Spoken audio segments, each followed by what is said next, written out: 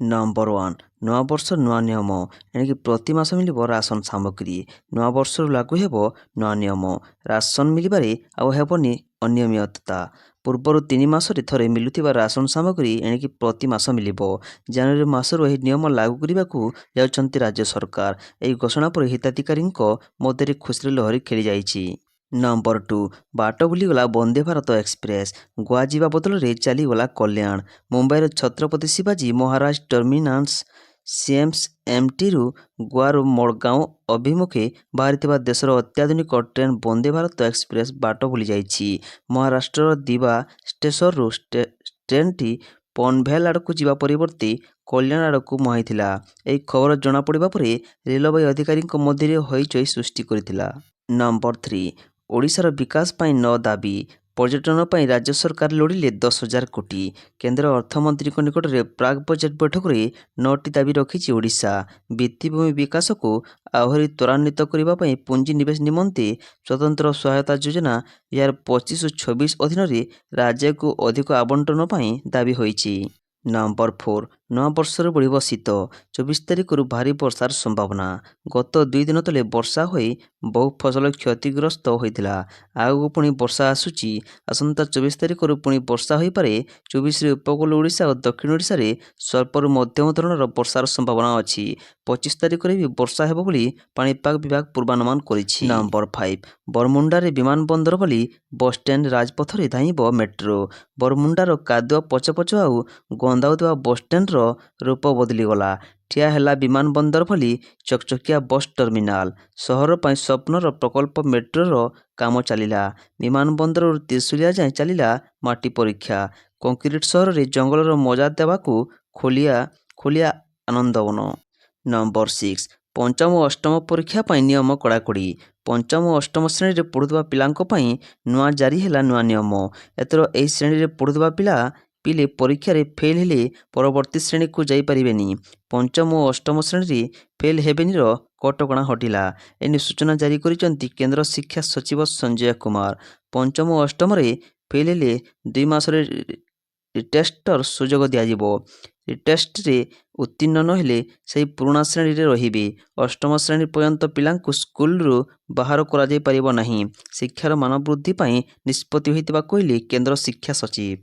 Number 7 ପୂର୍ବୋଦୟ mission ଓ ଗରିବ କଲ୍ୟାଣର ପ୍ରଯୋଗଶାଳା ହେବ ପାରାଦୀପ। ଶିଳ୍ପାଞ୍ଚଳ ପାରାଦୀପରେ ଯେଉଁ ସମ୍ଭାବନା ଅଛି ତାହା ଆଗାମୀ ଦିନରେ ଓଡ଼ିଶାର ଆବଶ୍ୟକତାକୁ ପୂରଣ କରିବ। ପୂର୍ବୋଦୟ ମିଶନରେ ପାରାଦୀପ ବିକାଶ ଦ୍ୱୀପ ହେବ ବୋଲି ସୋମବାର ପାରାଦୀପ ନିର୍ବାଚନ ମଣ୍ଡଳୀରେ ଆୟୋଜିତ କାର୍ଯ୍ୟକର୍ତ୍ତା ସମ୍ମିଳନୀକୁ ସମ୍ବୋଧିତ କରିବା ଅବସରରେ କହିଛନ୍ତି କେନ୍ଦ୍ରମନ୍ତ୍ରୀ ଧର୍ମେନ୍ଦ୍ର ପ୍ରଧାନ। ନମ୍ବର 8 50 ଲକ୍ଷ ଟଙ୍କା ଦେଲେ ପୁଷ୍ପା 2 ନିର୍ମାତା। ହାଇଦ୍ରାବାଦ ସନ୍ଧ୍ୟା ଥିଏଟରରେ ଦଳାଚକଟାରେ ଜଣେ ମହିଳା ପ୍ରାଣ ହରାଇବା ଘଟଣା ଏବେ ସାରା ଦେଶରେ ଆଲୋଚନାର ପ୍ରମୁଖ ପ୍ରସଙ୍ଗ ପାଲଟିଛି।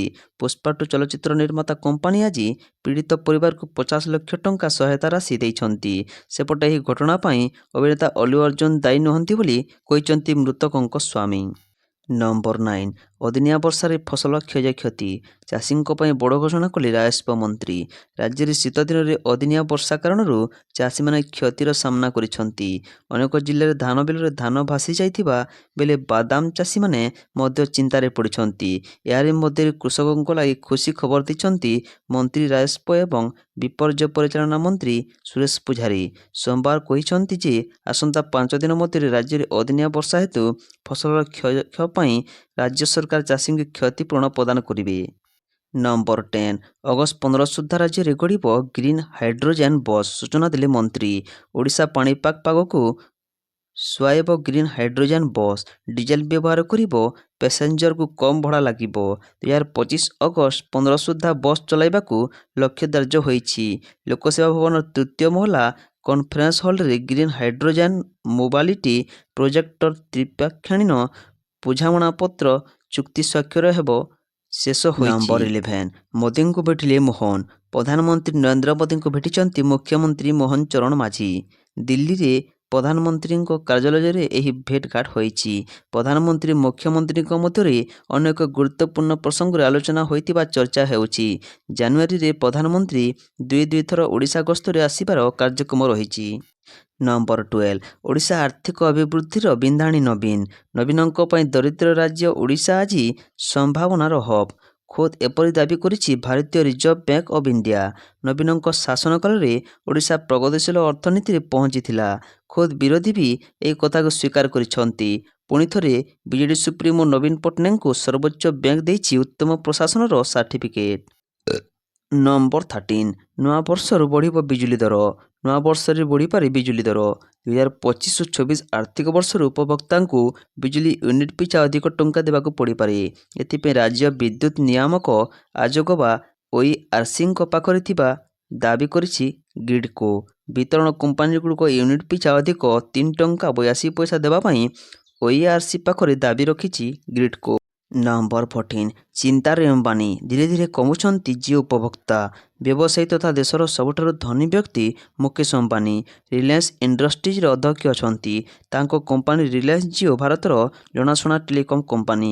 ତେବେ କମ୍ପାନୀର ଗ୍ରାହକଙ୍କ ସଂଖ୍ୟା ଲଗାତାର କମିବାରେ ଲାଗିଛି। ଟେଲିକମ୍ ରେଗୁଲେଟରୀ ଅଥରିଟି ଅଫ୍ ଇଣ୍ଡିଆର ରିପୋର୍ଟ ଅନୁସାରେ ଚଳିତ ବର୍ଷ ଅକ୍ଟୋବର ସୁଦ୍ଧା କମ୍ପାନୀ 37.6 ଲକ୍ଷ ମୋବାଇଲ ଗ୍ରାହକ ହରାଇ ଦେଇଛି। ନମ୍ବର 15 ଆସନ୍ତାକାଲିଠୁ 5 ଦିନିଆ ଆମେରିକା ଗସ୍ତରେ ଯିବେ ଏସ୍ ଜୟଶଙ୍କର। ବୈଦେଶିକ ବ୍ୟାପାର ମନ୍ତ୍ରୀ ଏସ୍ ଜୟଶଙ୍କର 5 ଦିନିଆ ଆମେରିକା ଗସ୍ତରେ ଯାଉଛନ୍ତି।